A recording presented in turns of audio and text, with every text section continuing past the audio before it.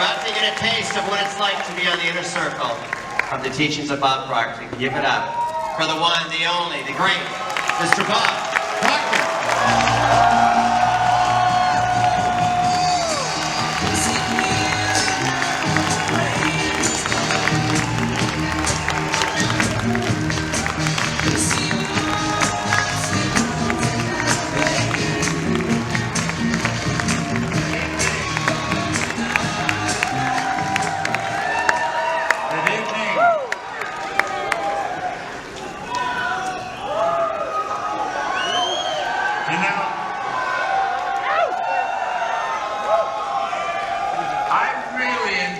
Watching my wife come up in that $1 Million Club. That was cool. Congratulations, women. Take a look at the screen here. That's what you really look like. That's a Curlian photography. Semyon Curlian, background 1934, perfected a form of photography where they can photograph mass and they photograph the energy leaving you. The energy coming from your physical body is so potent, it penetrates the camera, penetrates the film, and you can actually photograph it. And as the individual alters the images in their mind, the density and the color of that energy changes. You'll see it jump out, come back in. We've already got everything that's required to be, to do, to have whatever we desire. All we have to do is focus. That's all that's required. Now, you know, it's a strange thing. We have never been trained to do that. Focus is an act of will. The will is a mental faculty. It's one of our higher faculties. Most people have never been taught what their higher faculties are or how to use them. We're God's highest form of creation. All the other little creatures in the world are totally at home in their environment. They blend in. You and I are the only creature on the planet that's totally disoriented in our environment. And that is because we have the ability to create our own environment. Now, focus requires well-developed discipline. So I'm going to talk a little bit about that tonight. What I've really done is put together a program that I believe will help the newest person in the room, and yet I think the people that have been veterans around for a long time are going to benefit from it. What I'm going to ask you to do is take a real close look at the results you're getting. And then ask yourself, how did they happen? You know, it's a bit of a phenomenon. If network marketing didn't exist, we probably should invent it. Now, I've been fortunate enough to be around since it began. And I remember a guy from Amway, when Amway first started, stopping me on Bayview Avenue in Toronto, and he was attempting to explain it to me. I don't think he really understood it, and I had no idea what he was talking about. But it was the start of something really very powerful. And see, the beautiful part of this is an individual can come into this business, their background has nothing to do with them coming in. It doesn't matter whether they've been winning or they've been losing.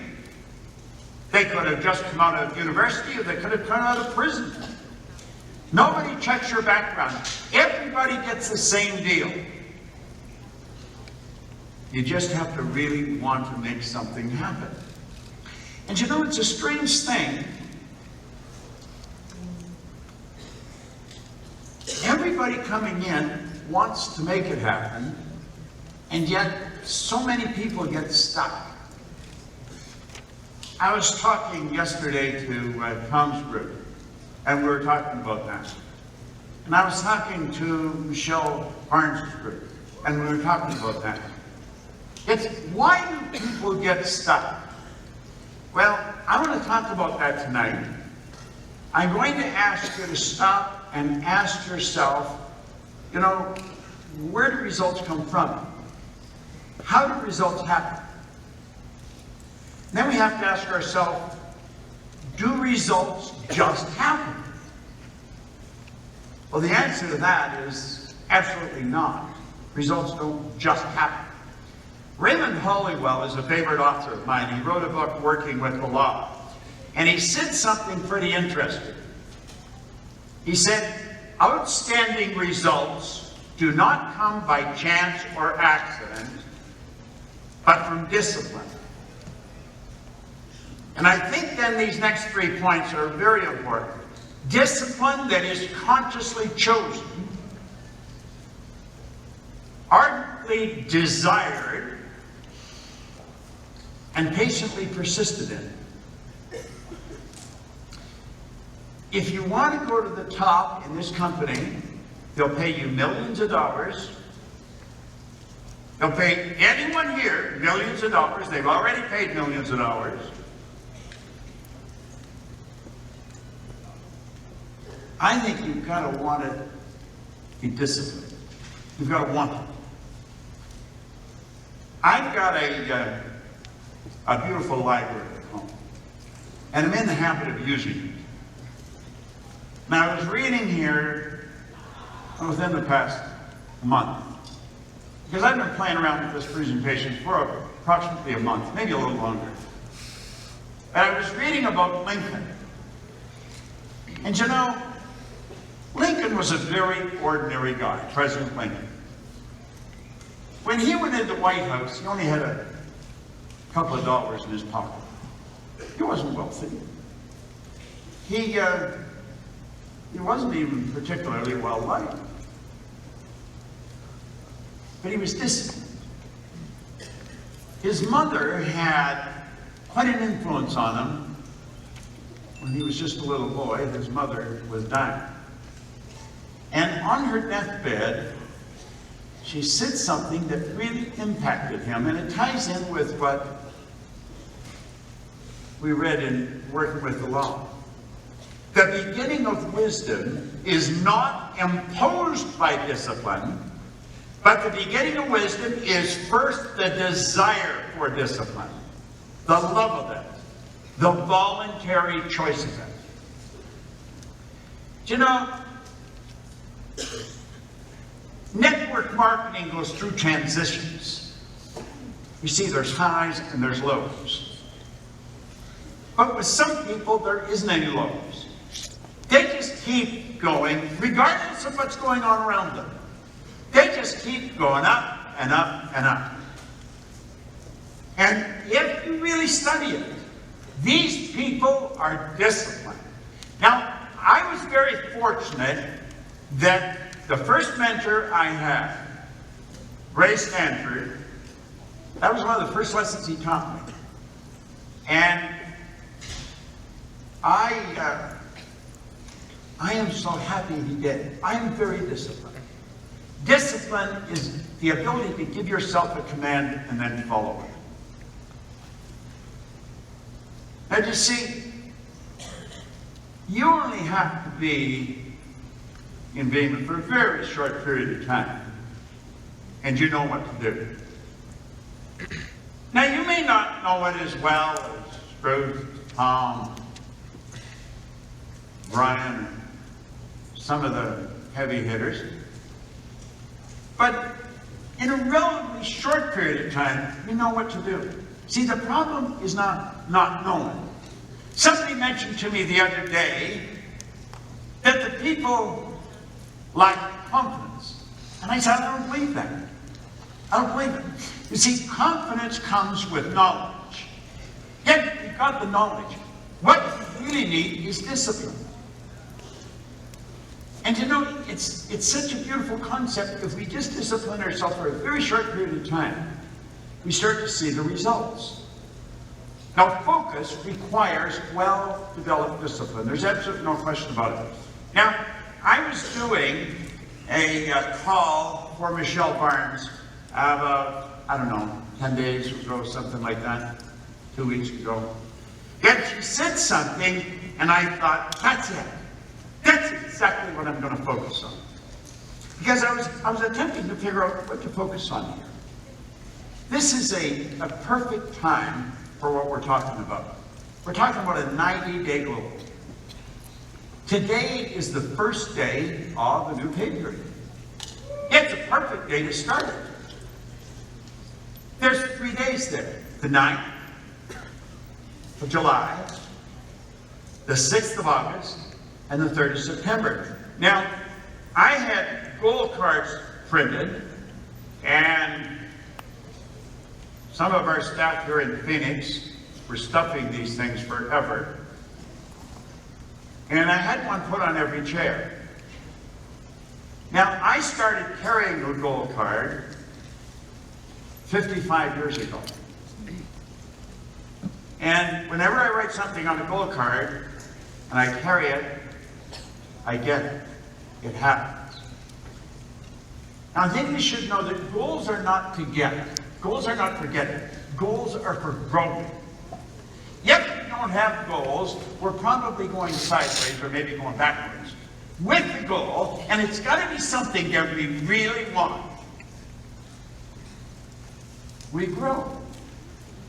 The getting is a side benefit. So I want to suggest that you really take this concept serious and stop and think of what would happen or what will happen if this company, by everybody here, focusing on a goal, a 90-day goal. I want to suggest you make it big. Now, to do this, you have to develop something that, unfortunately, some people never develop, and others do. I read something in The Master Key to Riches. It's a phenomenal book. It's a chapter on self-discipline. And he said the mind that is properly disciplined and directed to definite ends is an irresistible power that recognizes no such reality as permanent defeat. Now, some people, when they're defeated, they're sunk. The mind that's properly disciplined and directed to definite ends, that's your goal, is an irresistible power that recognizes no such reality as permanent defeat. Now look at the next line, it's a beauty. He said, it organizes defeat and converts it into victory, making stepping stones of stumbling blocks.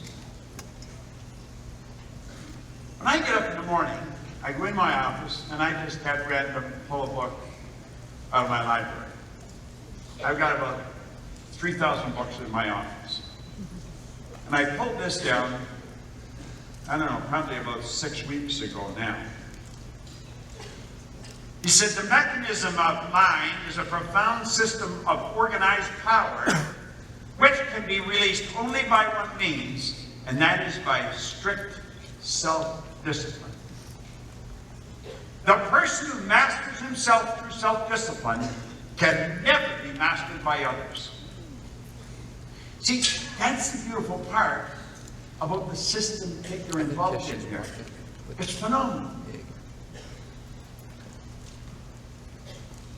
The chapter starts out by a quote from Andrew Carnegie, who, through Napoleon Hill, has had a real powerful impact on my life. He said, the person who acquires the ability to take full possession of their own mind may take possession of everything else to which they are justly entitled. Now stop and think about that for a moment. We're God's highest form of creation, so we're justly entitled to nothing but great good and greater good. And it gets better. But there's a catch. We have to take possession of our own mind. We've got to control ourselves. In The Science of Getting Rich, Waddles talked in chapter 4 about controlling yourself, about not being controlled by outside. We get so controlled by circumstance. We make excuses. We say, I'd like to do it, but I can't because. If we make up our mind that we're not going to play with the circumstances, then everything really starts to happen in a beautiful way. Now, I brought a couple of books here with me. This book I've got back from Alaska, a big one, because I've been reading it for so long and it falls apart. But I read this every day. And I brought these, and I'm talking about them because I really believe if you get into the habit of study, only for a very short period of time, but if you get in the habit and just walk into it and turn it into a habit, you will continually grow. The only problem in the world is ignorance. There isn't any other problem. Everything else is the result of ignorance. Being stuck, the problem's ignorance. It's not understanding why we're stuck and then not understanding how to get unstuck. What I want to do is go through this and attempt to explain what I've learned over the past 55 years about this. I've gone into companies and seen absolutely incredible results. I had a man phone me one day. I was in Vegas. I was working. And a man named Ed phoned me and he said, Bob, there's a guy here who wants to talk to you. Now, Ed was with Phil. Phil had been reading something of mine. And Ed mentioned my name. He said, you know him? He said, yes. He said, you know him? He says, I know him. He says, can you phone him? He said, I can phone him. So he phoned him. And he got on the phone with him. And Phil said to me, could I come and see you? And I said, sure. He said, where are you? I said, I'm in Las Vegas. He said, I'll come right over. He said, I'm in Los Angeles. So I told him where I was, and he came. And I got talking to him, and I said, what do you really want? He said, I want to earn a lot of money. I said, well, I can show you how to earn a lot of money. I said, how much do you earn now? He's earning $250,000 a year. I said, well, how much do you want to earn? He said, I want to earn millions. I said, I can show you that. I said, well, is that all you want? No, he said, I want to win an Oscar. He's a producer. I said, I can show you how to do that. And he looked at me. He said, listen, it doesn't matter what you want.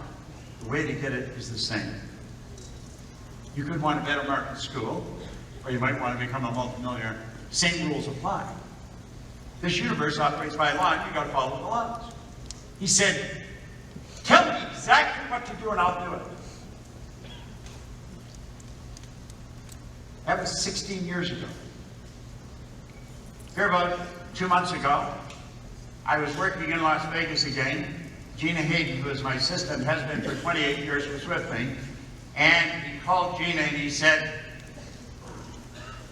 you asked Bob if I could come over and have dinner with you. And she said, I don't have to ask him, come on over. So we sat down in the steakhouse in the Bellagio. And he said, I wanted to come and see you. He said, it was 16 years ago I came here to see you. I was sort of shocked it didn't seem like that long ago. And this guy does everything I tell him to do. That was the rule my first mentor had with me. You got to do exactly what I tell you, or I'm not going to work with you. Now, I thought that was rather arrogant at first, but in retrospect, and as I thought about it, it wasn't. See, the problem with most people, they want to be coached, but they want you to coach them their way. That doesn't work. If you're going to develop the downline, it's got to be done your way. And the way is clear. The company's got the material to show you exactly how to do it.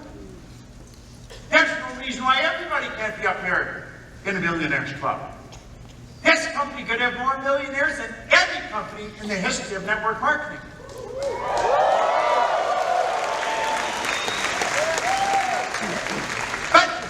have discipline. This guy has got discipline.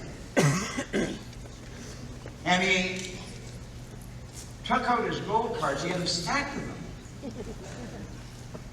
And he started telling us. He said, you know, I do exactly what you told me. This guy earns many, many millions of dollars. Oh, another thing he wanted to have his office on the big lot. It's in the university. And they call them bungalows. He's got his bungalow right beside Spielberg's. About a year and a half ago, we were running a seminar in Los Angeles. Some of you were there. There was about 500 people in the room. And the nominations had come out for Oscars. He had been nominated. I had him stand up on a chair in front of 500 people and give an acceptance speech for the Oscar he got. A few days later, everybody who was in that seminar was watching the Oscars. He won the Oscar. A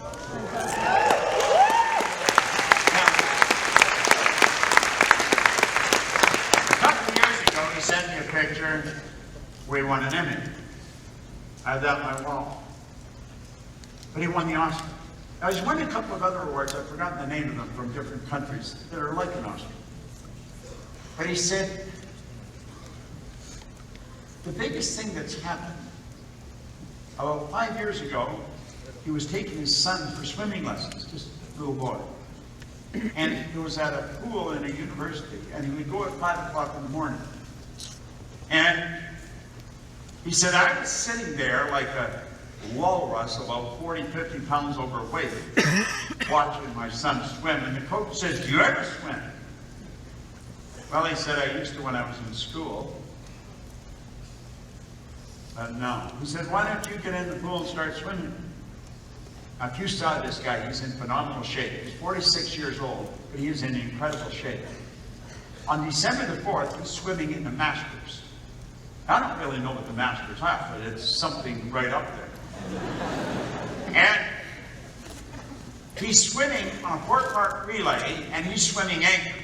He's swimming with 3 other Olympian gold medalists. And I asked him, I said, how are you doing? Well, he said, my time this morning was 1 minute and 9 seconds. And I said, what do you need to win? He says, when I knock the 9 seconds off, we'll break a world record. So I'm going to go and watch it on December the 4th. He made more movies than any other producer last year. He's earned millions of dollars. He has followed simple rules. You see, the man that introduced me to this book, he said, the man that wrote this book spent his whole life putting it together. He had a mentor that at the time was the wealthiest man in the world. That's what Carnegie was in 1908, the wealthiest man in the world. And he was Hill's mentor. He introduced Hill to over 500 of the world's most successful individuals. And he studied them his whole life like a scientist. That's what's in this book. Now he said if he put his whole life into putting it together, he said, I think it would be a prudent move on your part if you spent your life trying to understand and apply it. Now God only knows why I took his advice, because I had never taken anybody's advice up to that time. I was 26. I got kicked out of school after 2 months high school. I never had a half-decent job. I had a bad record. I had a bad attitude. He said, listen, your way's not working. Why don't you try mine? Now, if your way is not working, why don't you try mine? I'm going to show you something here that I don't wonder if it works. I know it works, because I've been working with it for a long time. With that 2 months high school and bad work record, I've been able to earn millions of dollars and work all over the world at some of the largest companies in the world.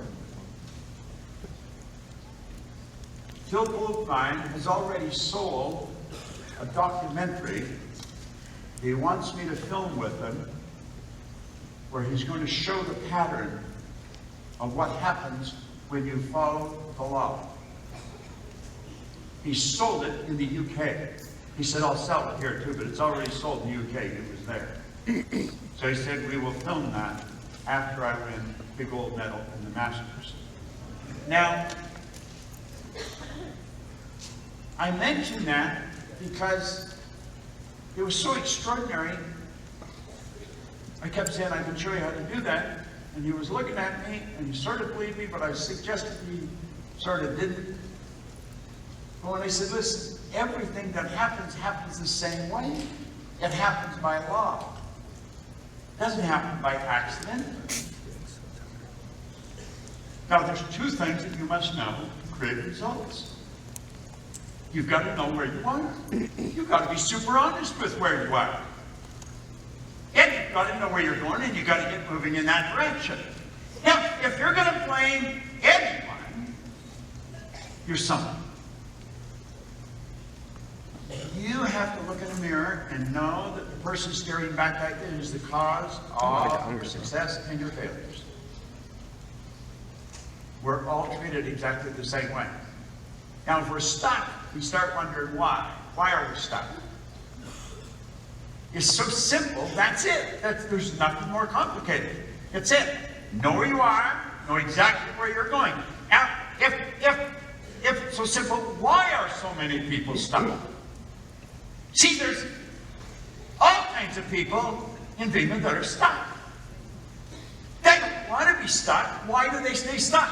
There's something I believe they don't understand. I believe Solomon gave us the advice. He said, in all you're getting, get understanding. Quit worrying about what somebody else thinks.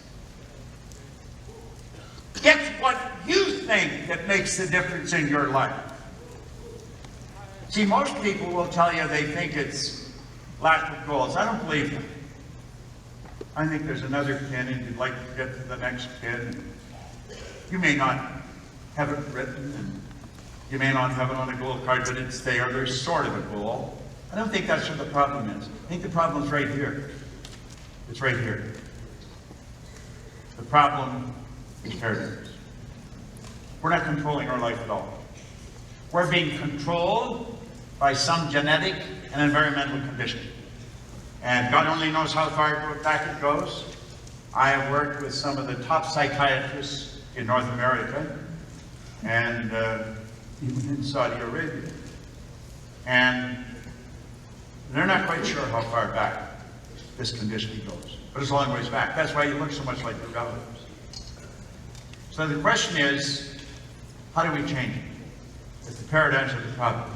And Joel Barker wrote a book on paradigms back around 1990. He said to be able to shape your future, you have to be willing and able to change your paradigm. Don't you see, you've got to be willing to discipline yourself. You've got to be willing to realize that I'm the only cause of my problem. You're the only cause of yours. We've got to recognize that. And then we have to know that we're able to change it. Now, all science and all theology are very clear. They can't even guess at your potential. No one knows what you and I are capable of doing. It's about the mind. It's all about the mind. Now, some of you have run through this diagram before. I've been through it many thousands of times. And I know it's repetition that makes the difference. Back in 1934, the same time Curly and photographer started, there was a man that wanted to understand more about the mind. And certainly about paradigms. So I want to suggest that you really think about yourself now. Rather than just listen to a guy here talking at a conference, I want you to think of yourself and ask yourself, what do I really want? What would I love to do in the next 90 days? That doesn't mean you have to divorce yourself from everything else in life. You could do it in a relatively short time, every day or every week. That could reach incredible goals. There's no end to where we can go. Now, Truman Tweed in 1934 was very involved in the healing arts, and he stated the mind is an activity, it's not a thing. Mind is not a thing. A lot of people think of the brain. The brain is the mind, and order. Foot is. No one has ever seen the mind. So he says, in order to gain clarity and eliminate confusion, I'm going to create an image of the mind. And that's when he made this image. Now, I had been studying for around 9.5 years when this was first explained to me. I was working in Chicago at Nightingale Cornet. I had earned in excess of $1 million a year, and I had absolutely no idea what I was doing. If somebody asked me, how'd you do that? I don't really know. I could tell them what I was working at, but that was it. There's a lot of other people doing what I was doing, and they didn't get the results I was getting. And I was trying to understand. I was really searching, trying to figure out, what happened. And I was told about a man that was going to be putting on a program in Vancouver, British Columbia. I was living in Chicago, so I jumped on a plane and went out, and he started to talk. I was there. He was a friend of some of the people here. He's certainly a good friend of the Berators. And he put this drawing on the board, and then he started to talk. And I knew, this guy knew what I was looking for. He spoke with such absolute conviction. He left no room for doubt in mind. Now he said, let that represent your mind, the big circle. And he said, we'll divide it into two parts. We'll make the top half the conscious mind, the bottom half the subconscious, and then the little circle at the bottom is the body. Now the body is an instrument of the mind. If your body just doesn't seem to get out there and talk to people, if your body doesn't seem to get to the meetings, if your body just doesn't go where you want it to go, you have to ask yourself why. Well, it's because of the way the mind's functioning. Now, I have stated on many occasions, this is the most valuable idea I've ever learned. I've learned a lot of ideas. I have worked with some absolutely phenomenal individuals. But this was the most powerful idea I'd ever learned. Do you know, I was quoting Eric Hoffer the other day. I had the pleasure of working with him at a Human Resource Congress in 1970. And he said, to learn, you need a certain degree of confidence. Not too much, and not too little. If you have too little confidence, you'll think you can't learn. If you have too much, you'll think you don't have to learn. So we've got to just a certain degree of confidence. Now, look at the drawing and think. Your conscious mind has the ability to do wonderful work. Your conscious mind has the ability to think. That is the highest function that we are capable of. So far as we know, we're the only creature on the planet that is able to do that. But we can think. We can just take the invisible power that flows into our consciousness and create thoughts. And we can bring thoughts together and build ideas. I was going to say I have a phone in my pocket. I put my briefcase before I come out here. But when you think, where did the phone come from? It was already here. It was somebody who was thinking. They got under frequency where that information was operating. Our conscious mind is our educated mind. And unfortunately, we are not taught this properly. I'll show you a diagram in a few minutes and you'll see where our stumbling block is. This is the part of the mind that school focuses on. This is the part of the mind you and I have been conditioned to focus on. And we think if we read it and we hear it and we can repeat it, we've got it. Knowing how to do this business is not the problem. It's doing what we know how to do is the problem. They'll ask people, why don't you do it? They say, I don't know. Well, I'll show you why we don't do it. Now, this is where our intellect is resident. And it's the intellectual factors that we are not utilizing properly. Now, the subconscious operates totally different from the conscious mind. So we'll come back to that in a moment.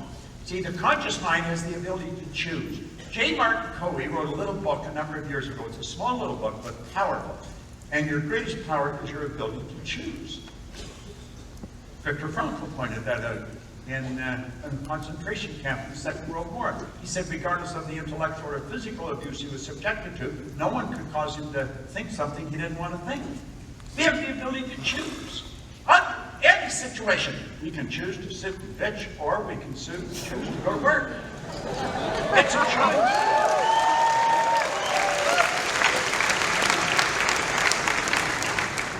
You have the ability to accept or reject everything that comes your way. Now, this is important to keep this in mind because I'm going to show you something in a minute. When you reject the information, you have an originating factor in here.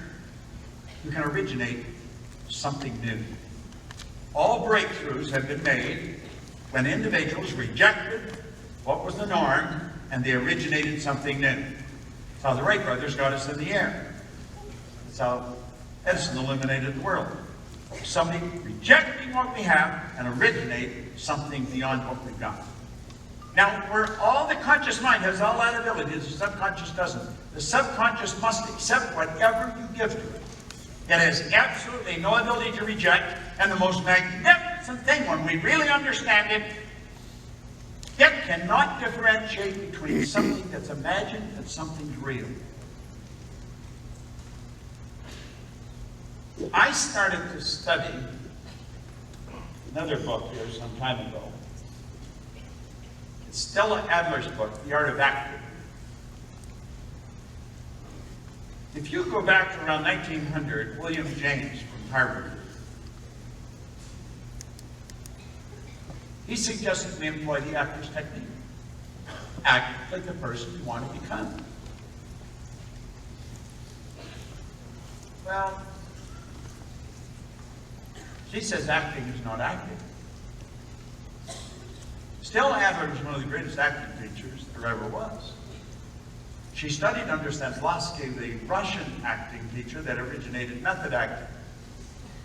Marlon Brando wrote forward in this book, and he was Stella Adler's student. Marlon Brando apparently was the first actor, method actor, that reached star status, and he certainly became a huge star. Now, Stella Adler never actually wrote a book. She wrote acting classes and taught them. And a man named Howard Kissel took all her acting classes after she died and put them in this book. I would recommend everybody here get this book. I don't think your library is complete without it. That's how much I think of it. Now, I was talking to a young lady backstage, Chloe, and she was explaining her goal, and she had a very ambitious goal in her early 20s. And so I thought, I'm going to give her this book. So I will give it. Is Chloe here? Where is she? Come and get it. Come and get it. Now, I was actually going to bring a couple of them because I have about a dozen of them at home. I give them away frequently. I think this is very important. We have to act like the person we want to become. We've got to act like the person. Here she is here. Give Chloe a hand. She's got a big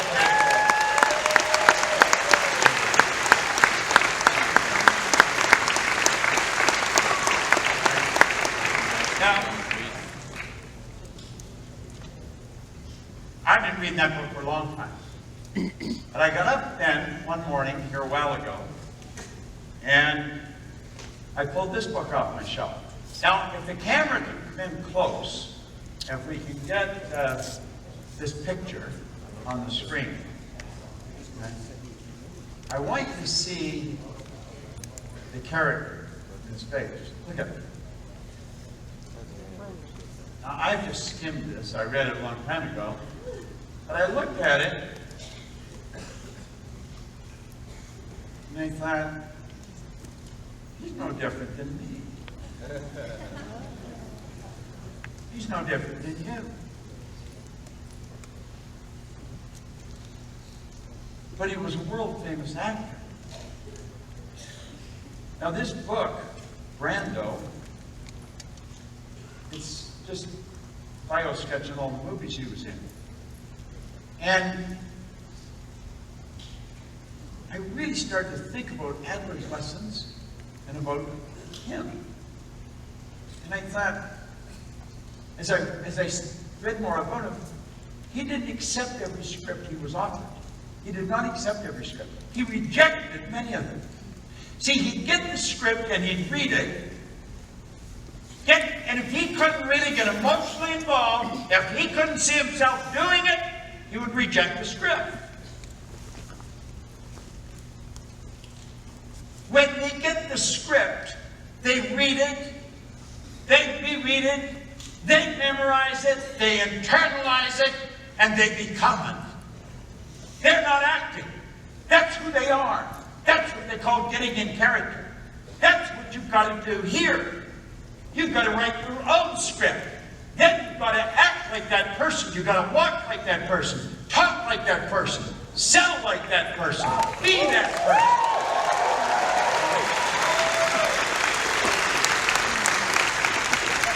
Yet the thing that stops us is we're worried about what they think. We don't even know who they are. That started when we're little kids, when our parents said, what would the neighbors think? Well, I found out they don't. Quit worrying about what other people think. Get the image tonight. The person you want to be, and be that person. Do you know, most people are frauds. They're acting like something they're not. We are truly God's highest form of creation. There should be no stuff. What do you have to have? You've got to be mentally tough. I was going to say I was talking to DK. I wasn't talking to him. I was texting him here a while back. Again, this is what we are talking about, is mental toughness. This is required for the 90 days if you're going to do it big. If you're not going to do it big, you don't need mental toughness. You can just screw around for the next 90 days. Pick up maybe 5, maybe 10 cycles. You know the truth? None of us know what we're actually capable of doing in 90 days. There isn't anybody here that has any idea of what we could do in 90 days.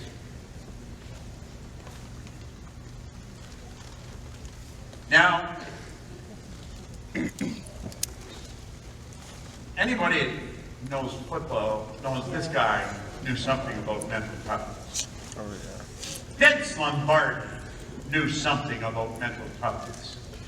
I'm going to show you something he wrote on mental toughness. He said, mental toughness is many things, and rather difficult to explain. Its qualities are sacrifice and self-denial. Also, and most importantly, it is combined with perfectly disciplined will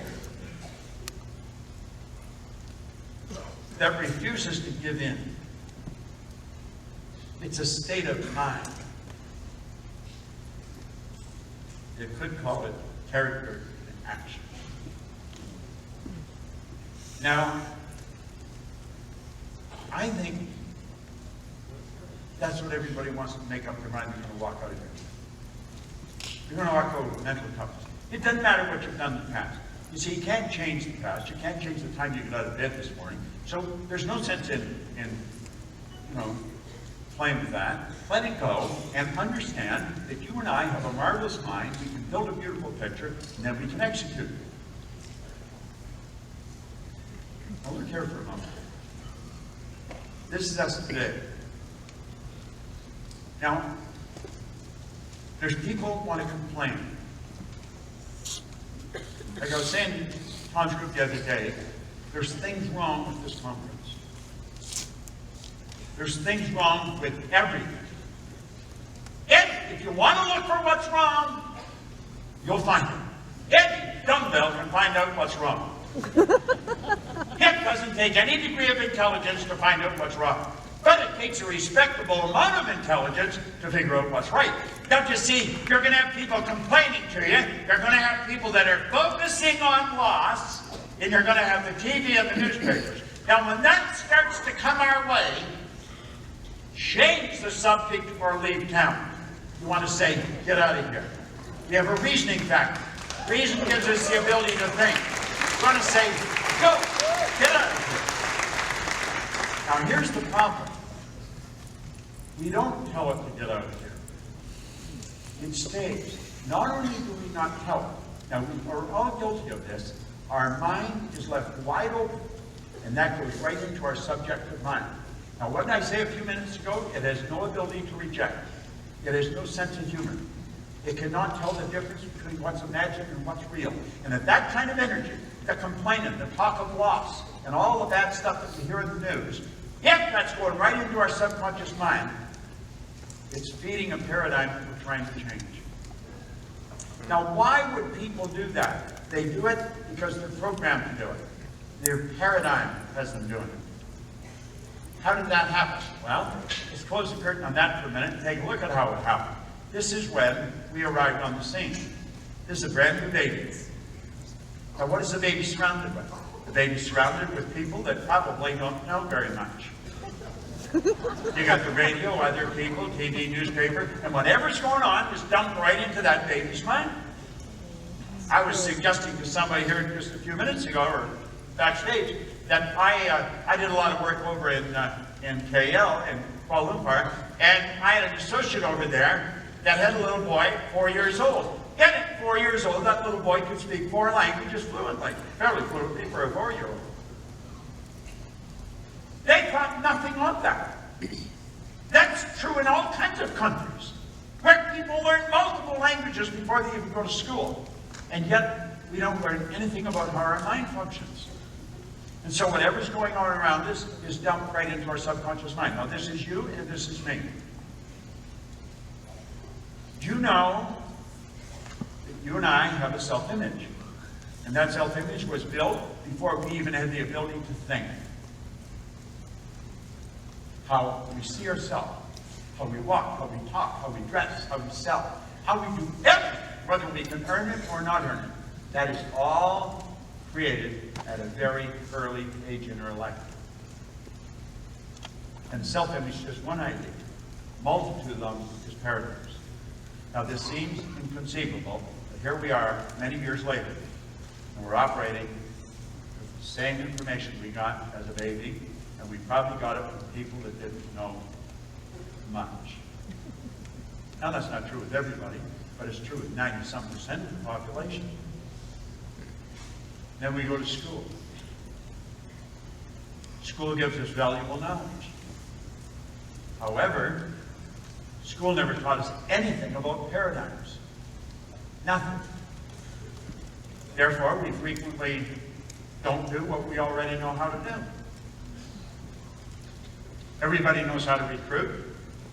Everybody knows how to make a presentation. It may not be a very good presentation, but you do know how to make a presentation. You also know, if you rehearsed your presentation, you could be every bit as good at your presentation as Brando was at his. So we have superior knowledge, inferior results, that causes confusion and frustration. So look here. Here we have people walking around, just an enormous amount of information in their consciousness. But the results don't match. Why do they get such terrible results when they're so absolutely brilliant? You have people that have got degrees coming right off the end of their business card who are broke. They can't find work. We have absolutely brilliant people in Vemma. They know everything about this, and they're not doing it. Why? It's the paradigm is in control of them. They're not in control of themselves. See, it's the subconscious mind that controls our behavior. Not our conscious mind that controls our behavior. It's the subconscious that controls the behavior. That's where the paradigm is. Can you override the paradigm? You can, but if you don't know what you're doing, it'll be very brief and you'll be right back into the old habit pattern again. You see, if you want to change your results, And I believe you do. I don't believe that some of you came this far away out of the people from Nigeria, from Australia, South Africa, from Europe. I don't think you come this far because you were looking for something to do or didn't have anything to do with your money, so you bought plane tickets. I think you came here because you're looking for something, you want to change your results. Well, I don't care what you do, but I do know this. If you don't change your paradigm, the results are not going to change. They'll change briefly, but you'll be right back on track again.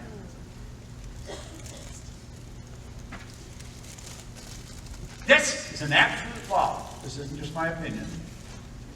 I didn't originate this information. I just became absolutely fascinated with it when I was doing so well, and I had absolutely no idea why I was. And after I did find out, I was shocked to realize that almost all highly successful people cannot articulate on why they are. They're what you call unconscious competence. Corporations don't even know why their stars are stars. I've been in some of the largest companies in the world, and I've asked some of the chief executive officers, name me 3 or 4 of your real stars. Why are they doing so well? They don't know. If they knew, they can't give it to everybody. It's the paradigm. This explains why some people are not very bright, but they get phenomenal results. Well, what are paradigms? It's pretty simple. It's not complicated. It's a multitude of habits. Now, you can go and look at psychology books and behavioral science and all that, and they've got definitions that only other psychologists could understand. That's what it is. It's a multitude of habits. And they're other people's habits that have been passed down from one generation to the next. And if we want to change our results, I'm talking about permanent change, you've got to change your paradigm. It isn't going to happen any other way. Now, let's take a look at this for a moment. Look at the areas of your life your paradigm has enormous influence over. Your perception. That's how you see things. It's your point of view. Your paradigm controls how you utilize your time. I remember having breakfast with Earl Nightingale one morning, and I asked him how he became such a master of time management. He looked at me and said, "What are you talking about?" He said, "I don't manage time. Nobody manages time. Time can't be managed." He said, "I merely manage activities." And he had a, oops, what did I do? He said, "I merely carry a little paper in my pocket. I write down at night my goal-achieving activities for tomorrow. When I get up, I do them. Just disciplined to do them." Everybody gets the same amount of time. You get all the risk. Creativity. Do you know that there's no one in this room that is more creative than another? There's some people that express their creativity to a greater degree than others, but nobody's more creative. Your effectiveness. Do you know, some people are just super effective when it comes to recruiting. They're just like crack shots. They never miss. How come? And those people, of course, are super productive. Your paradigm controls your logic. Do you know that the whole world was controlled by logic to an enormous degree? We really believed the place was flat. We did, for centuries. We don't want to be illogical. We don't want to be unrealistic in our 90-day goal. We don't want anybody laughing at us. The logic gets controlled by our paradigm. The Wright brothers crashed through logic. Gates crashed through logic. The people that make it happen rush through logic. You change any of those areas, your ability to earn money will change dramatically. Now, this is the way it is because of the paradigm. It's like we're boxed in. We just don't seem to be able to move. Here's the important point. When you decide that you're going to change the paradigm, that's just a decision. You can do that right here, right now. I am going to change my paradigm. You knock the walls down. Nothing changes, but now you've got room to move. because you understand there's a program inside that's holding you back. Now think of this. I want you to just imagine, get your imagination going, how your entire life will change if you begin improving any or all of these areas. The change will be huge. And I'll tell you something else, it'll be permanent.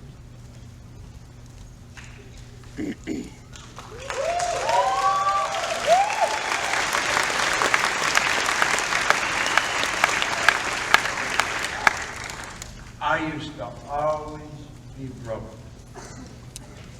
Now I'm never broke. My God. What a wonderful change. I used to have terrible friends. I was just not a nice person. Today, I have magnificent friends all over the world. But you know, all I've done is work at changing the paradigm.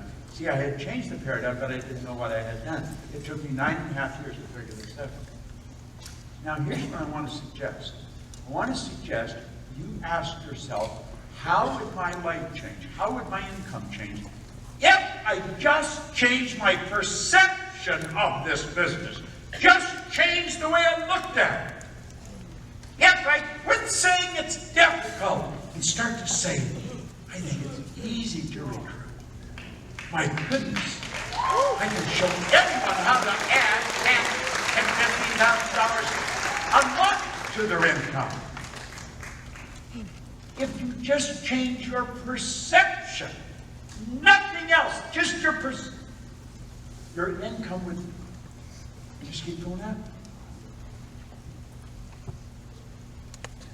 If you're unhappy with something, change your perception. Sandy Gallagher, my business partner, we were working in Phoenix. I was trying to think where we were. We were in Phoenix. And then she dawned on me, I'm in Phoenix.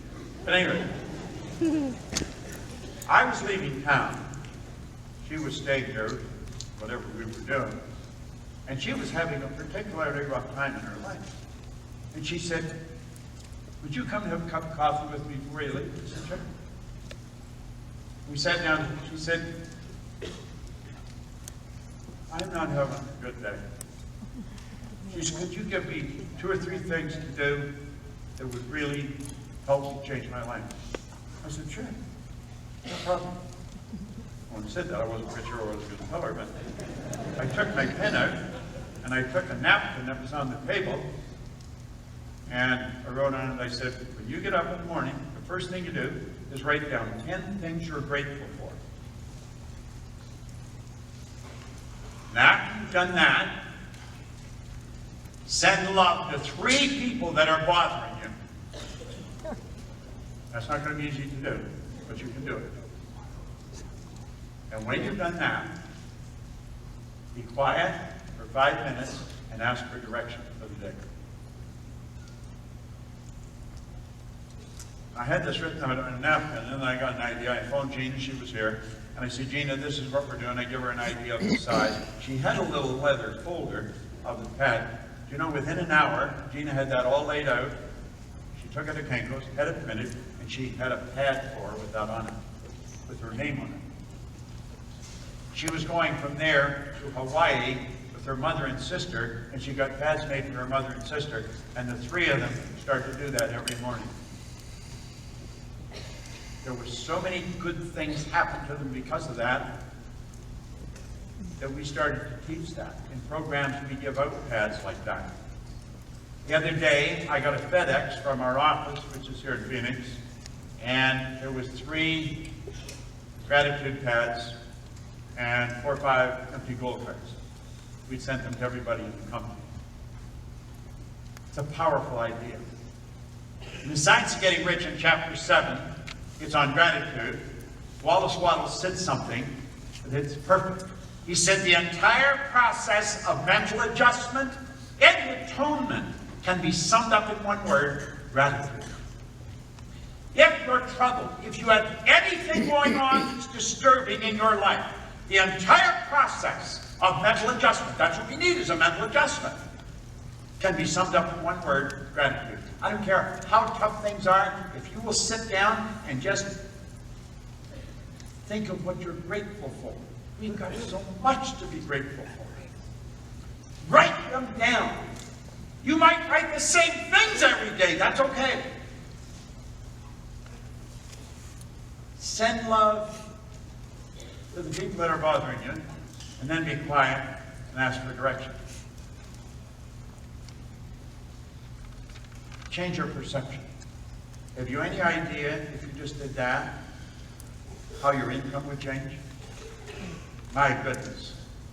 It would just keep going up and up and up. Every week. I don't know who thought of paying every week, but that's a marvelous idea. Every week you'd be getting a nice check. Now,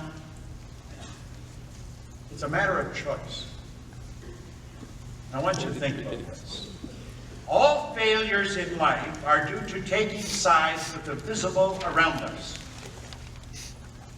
All success in life is due to taking sides with the invisible within us. All failure in life are due to taking sides with the visible around us. We are totally different than any other form of life. It doesn't matter what's going on, if we will go inside, all success is due to taking sides with the invisible within us.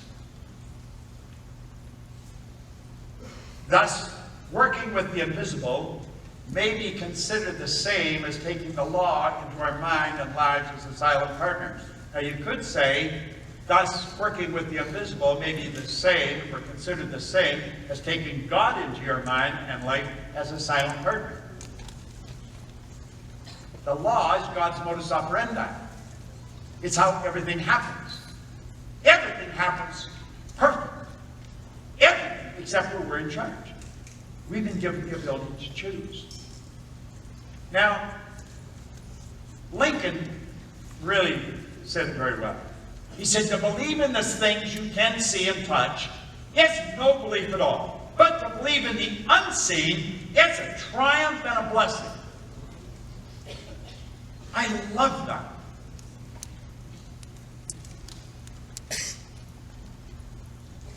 Now, focus on the side of yourself you do not see with your eyes. I want you to start doing that right now. And I'm going to lead you into a concept. I want you to think of this. A frequency is a level of vibration. That's what it is. Everything operates on frequencies. The sound system's on a frequency. Okay? A frequency is a level of vibration, and there are an infinite number of frequencies. Your cell phone operates on a frequency. Now, I can remember when we didn't know this, I was in an office cleaning business, and we started to get busy, the business started to grow, and we thought, we'll put a supervisor on the road. And then we thought we should get a car phone for him. We had to put ski racks on the top of the car to mount the aerial on for the car phone. It was huge, and there was only a half a dozen channels in Toronto, so you could hardly ever get this guy because it was all static and everything. Today, all over the world, there's millions of people who have their own frequency. Your phone operates on a frequency. That's the way it operates. I want you to get your phone out. Get your phone out. Get your cell phone out. Now, if you've got a barcode reader or a QR reader, is that what they're called? QR reader? Is it a barcode reader? On your phone? You can read barcodes. Okay? If you've got that on your phone, get it out for me. Now, there's a barcode. You can hold your phone up to that, and it'll be right on your phone. I don't know if it's going to reach it from here. It's not going to reach it. And you'll know what this inner circle is about. Now think of this for a moment. Nobody's saying anything. It's strictly energy. It's a frequency. You're tuning in on that frequency, and like that, you'll be on a page that we've created. Who's got it? You got it. Nobody said anything. You just aimed the phone. Something in your phone was in harmonious vibration with that barcode. Now think of this for a moment. If you haven't felt it, you can do something like this later on. Think of this. You are a mass of energy, and you function on frequencies. Now, if you don't understand this, you usually criticize or ridicule anything we don't understand. That's the problem with people with network marketing. They don't understand, so they criticize or ridicule it. But you are a mass of energy. And if we could photograph you with Semyon Curley's camera, this is the way you look. Now think of this. Just like your phone and that barcode would be on the same frequency, you are on a frequency. Yet right now, you're attracting energy to you. And your only energy you're attracting is energy that's in harmonious vibration with you. Everything operates on frequencies. Everything. All science and all theology are very clear. Nothing is created or destroyed. Everything is in a constant evolution of change. Everything we want is already here, but we got to tune into it. And we're tuned into something. Want to know what you're tuned into? Take a look at your results. That's what you're tuned into. Or you can blame anyone, you can blame anything. But that's what it is. You see, every frequency is connected to the one above and the one below. There's no line of demarcation where one stops and the other starts. Everything in this universe is an expression of one power. There is only one. Now keep thinking. Einstein was a pretty bright guy. He said the intuitive mind is a sacred gift. The rational mind is a faithful servant. We have created a society that honors the servant and has forgotten the gift. You might ask yourself, what do you know about these higher faculties? Perception, memory, imagination, reason, intuition, and will. Do you know your intuitive factor? You can sit down and you can read another person's energy just so accurately, it's shocking. We hide nothing. Everything that goes on the inside shows the outside. The will is the mental faculty that gives us the ability to concentrate. That's the mental faculty that gives us the ability to concentrate. And the more you concentrate, the more you increase the amplitude of vibration of the power of your thought. You've got more power when you can concentrate. That's what we're saying, to focus. Focus on where you're going. Focus on the 90-day plan. Reason gives you the ability to think. These are awesome powers that we've got. The imagination will take you anywhere you want to go. See, your imagination will move you from one frequency to another. There's no such thing as a bad memory. Jerry Lucas was teaching people up in San Francisco a number of years ago to memorize the Bible. We had a man in from Saudi Arabia, a psychiatrist, Abdullah. He was teaching people to memorize the Quran. There's no such thing as a bad memory. I've done a lot of work with Harry Lorraine, not for a long time, but did a lot of work with him. Harry had the best trained memory in the world at the time I worked with him. He could take Time magazine or Newsweek or something, nothing, fly and have the whole thing memorized. You could ask any question, he'd tell you. Perception. See, these are all higher faculties. Well, it's like Einstein said, that's the intuitive mind. That was a sacred gift. The rational mind was the obedient servant. We've created a society that honors the servant and has forgotten the gift. Now, let that X represent where you are. The X represents where you are in your business or in your life. Okay? Take an honest look at where you are in your life. you can see how you got there. Now these lines represent levels of vibration, or you could let them levels of awareness. And we can tell how we got where we are because we can look back and connect the dots. Now, it may take you a while to think, yeah, you can see how things were connected. This is how you got to where you are. There's a whole string of things. There's serendipitous little things that have happened. This is how you got where you are. Now, since we're God's highest form of creation, we are spiritual beings. Spirits always for expansion and fuller expression. So it doesn't matter where we are, we want to go higher. If we run, we want to run faster. If we jump, we want to jump higher. We sell, we want to sell more. So we say, this is really where I want to go. But we don't know how to get there. It's like, I don't know how I'm going to do. Why don't you make up your mind you're going to become a leader? I don't know how. No one's ever known how to get to the next level. In most cases, they just let it go. And they keep stumbling where they are.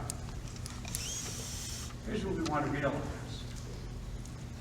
You can use your imagination and you can flip yourself on to that frequency. That is how everything has been created. Don't think they can and you can't. You've got to, want to be an ambassador? See yourself as an ambassador. Whatever it is you want, your imagination will take you there. It's already here. Then act like you're there. That's where Stella Adler's material comes in. Act like that person you want to become. Here's something beautiful that we want to remember.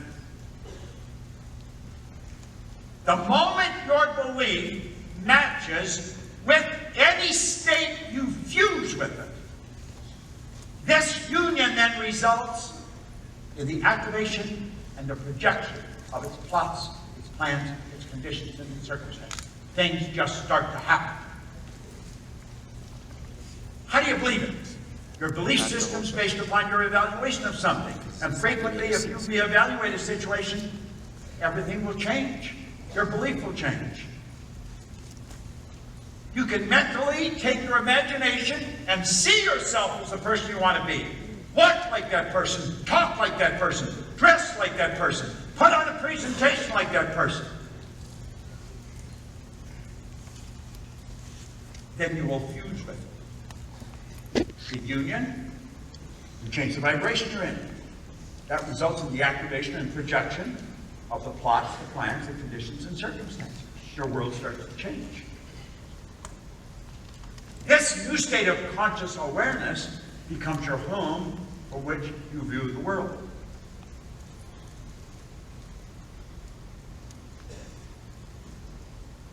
See yourself in the top 50. Print out the top 50. Doctor it up. Put yourself where you want to be. Then you're using your senses to your advantage. This new state of conscious awareness becomes your home for which you view the world. It is your workshop. And if you are observant, you will see the outer reality shaping itself upon the model of your imagination. That's how this building was built. That's where your jewelry came from. That's where your watch was made.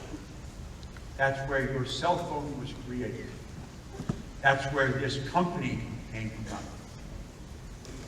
I had the good fortune of speaking at the very first meeting of this company. I've watched it grow. I watched BK and his sisters, and I've watched it grow. From nada. In fact, that first meeting was a confusing situation. There were things happening. I was aware of what was always happening. I was wondering how many other people were aware, but I could see something new being born. And look, you're all here today because somebody saw it, they believed it, they fused with it, and voila. That's how it works. Now, here is a key part of this. When you move on to a higher frequency, you're going to be communicating with a world totally foreign to and beyond the scope of your senses. You're not going to see the results. You're not going to hear other people saying it, but it's going in here. When you move on to another frequency, you're dealing with a totally different world. That's how people progress. Now you can struggle and let it happen and not know how it's happening, or you can say, that's where I'm going, and that's what I'm going to do. Now here in the conscious mind, that's where your intellect is resident. And you have the ability to build wants there. People do not get what they want. People get what they are. Now your subconscious mind is where the paradigm is. The paradigm controls the vibratory rate of this mass we call our body. The law of attraction responds to the paradigm, not to what you want. You're attracting according to how you're conditioned. If you don't like what you're attracting, you've got to change the conditioning. If you're going to change the conditioning, you want to start working with people that understand it. How do we get what we want? We turn the paradigm into what we want. We impress the one upon the subjective mind over and over and over and over, and pretty soon we build a new paradigm. And that is exactly how it's done.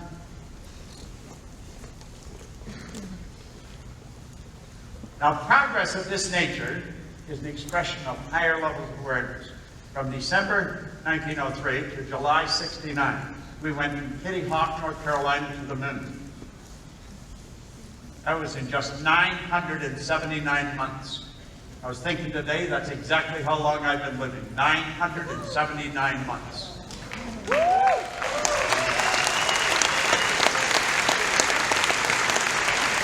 I was born 979 months ago. Do the math. So wow. Now, I love this quote, or this concept. Most people are going after an A-type goal. They know they can do it. They want to play it safe. They don't want to embarrass themselves. So they're going to do what they know they can do. Somebody else is going to be a little risque, and they say, I'm going to go after what I think I can do. Understand this. There is no inspiration in going after what you think you can do. If you're really going to make it happen, you've got to step out of the box. You've really got to stretch. Now this is where you're going for C-type goals. This is what you really want to do. You don't know how, but you know you will. As I was going over that, I was thinking of something. How many saw the radical video that we had up? How many saw that? Well, there's two ladies that are super radical. And I was talking to them, they were asking me about me, and I said, you should come over. So they're here. They started a company, and the name of the company is Radical. The people at Win Big are radical. They have built a cosmetic firm that's now stretched around the world, and it's called Radical. I want to introduce it. Over the side, Rachel and Liz Edmonds. There we are.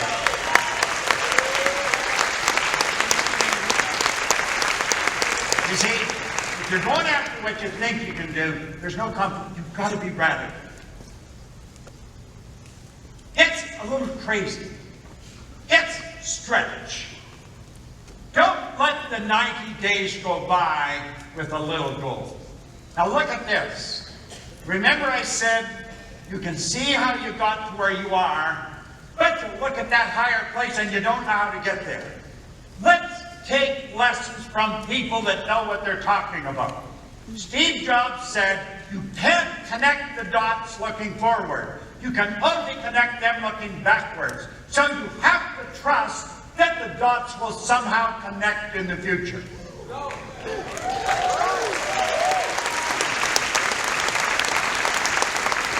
When you go there, set the target, see it, repeat it. Even though your paradigm's saying you can't do that, say, get out of here. Treat the paradigm like somebody that's living inside of you, because it is. It's some ancient relative that's living inside of you. It's that old conditioning. Get rid of it. Know what Jobs is saying is right. You cannot connect the dots looking ahead. You've got to trust. Do what your leader suggests and watch. It just all starts to happen. And it all fills in.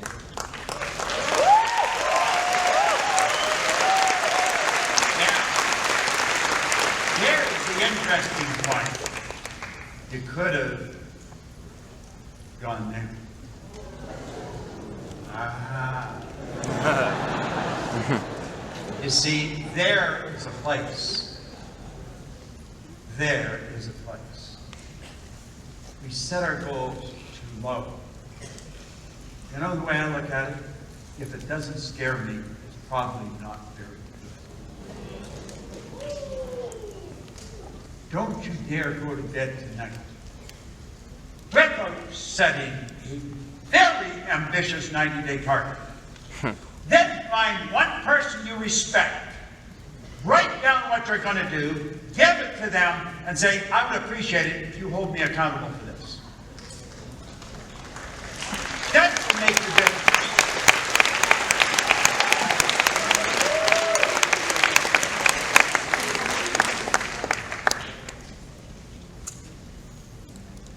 Remember, there's no end where it can go. Focus requires well-developed discipline. If you discipline yourself to do one thing, you can discipline yourself to do anything. You're developing a mental muscle that will make a huge difference in your life. Outstanding results do not come by chance or accident. Discipline is consciously chosen, ardently desired, persistently, patiently persistent.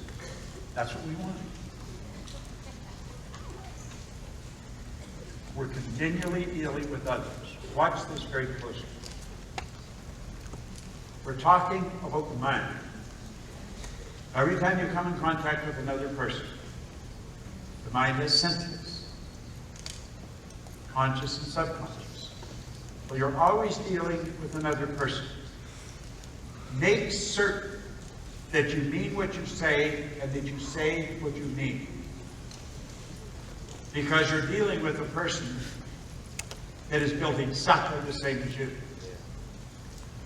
You have a conscious mind, they have a conscious mind. You have a subconscious, they have it. You have senses, they have it. Now the conscious mind is the intellectual mind. You're dealing with their intellectual mind. This is the part of our mind that thinks. And when we sit down to communicate with someone, we communicate on a conscious level through words, through gestures, and through writing. On a subconscious level, we're communicating differently. Here we're saying to the person, I want to help you. They're thinking, I want your help. People want help. Now, on the subconscious, that's where the heart is. That's why Solomon said, as a person thinketh in their heart. It's not as a person thinketh in their conscious mind. It's what you internalize. And we communicate heart to heart a different way. We communicate emotionally through frequencies. we send feelings back and forth. Now here's what we have to understand. We're telling that person we want to help them, but we've got to realize they have a paradigm. And they probably don't believe you can help them do that. They've been stuck for a long time, and you're telling them, I want to help you. Their paradigm doesn't believe it. This is what you're up against. Then if you're struggling, you're thinking, I need this. I need these cycles. We're saying I want to help you, and you're thinking I want you to help me. That doesn't work. If that's your paradigm, you've got to change it. You've got to willingly give and graciously receive. You have to fall in love with the idea of helping other people. You saw these multimillionaires up here? They didn't get that by trying to get. They did by focusing on giving. You see, heart to heart, the energy is flipping right back and forth. It's the way it operates. Whatever you're feeling, their heart is receiving. If you're talking about helping them, you're thinking, I'm really trying to get some more cycles. You're working against yourself. You communicate on all three levels. You have body language, but it all happens on three levels. Now let's look at this for a moment. You never hide what is going on inside. Make certain your heart is in harmony with your words. This is very important. You see, we have this image, and through words, gestures, and writing, just simple. We transfer that image right over to them. What image? We want to see them in a better position. And heart to heart, we want to transfer the same thing. Whatever's going on in conscious level, we want to make sure it's going on in subconscious. That's where your words, your feelings, and your actions are all in sync. I think that's called integrity. You never hide what's going on inside. You may think you did, but you really don't. A thing, mental toughness. What did Lombardi say? Mental toughness is many things and rather difficult to explain. Its qualities, sacrifice, and self-denial. But you know, if you will make up your mind that over the next 90 days, you're going to make some sacrifices. I learned a long time ago that sacrifice is giving up something of a lower nature to receive something of a higher nature. It's a winning concept. And self-denial. Stop yourself from doing the things that are non-productive. He said also, most importantly, it's combined with a perfectly disciplined will that refuses to give in. It's a state of mind. You could call it character in action. Lock that into your mind for 90 days. It will probably pay you for the rest of your life.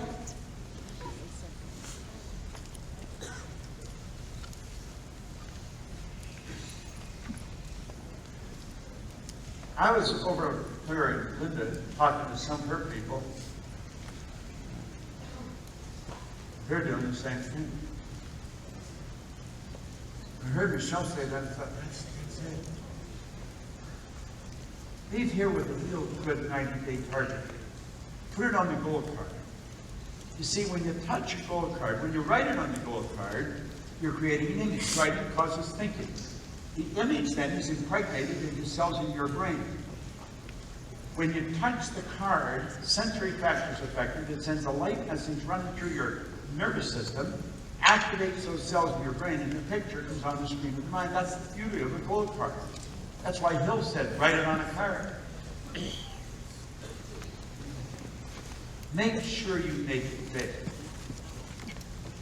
Remember, a frequency is a level of vibration. There's an infinite number. Everything you want is yours. Everyone is connected with the one above and the one below. There's no line of demarcation. Now, Joseph Campbell, I think, had it down pat when he said, "The cave you fear to enter holds the treasures you seek." If you take what I've suggested here seriously, and you take a look at what you're going to do over the next 90 days, you've got those 3 days, and if it scares you, understand, the cave you fear to enter holds the treasure you seek. You, just this group, could change this company like night and day in 90 days. It could do something no other network company in the history of network marketing in over 50 years has ever done, if everybody locks into that idea.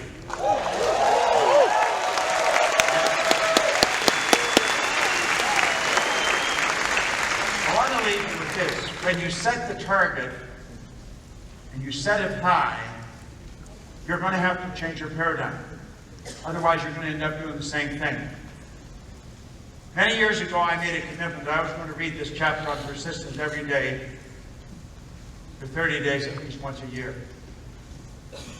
He said there may be no heroic connotation to the word persistence, but the quality is to the character of the human, like what carbon is to steel.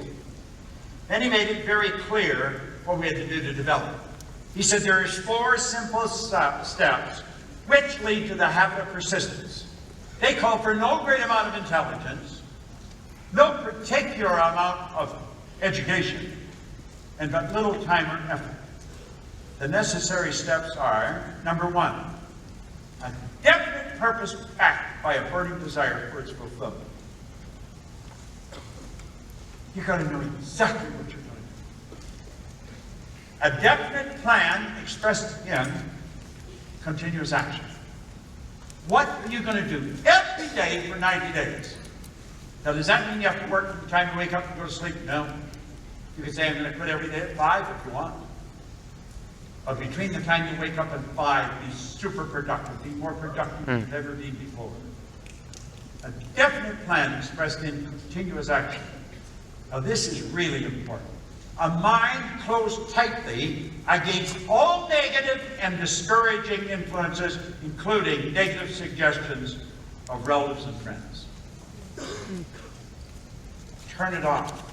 Don't leave your mind open and let them pollute your subjective mind. Just turn it on. And last but not least, a friendly alliance with one or more persons who will encourage you to follow through with both plan and purpose.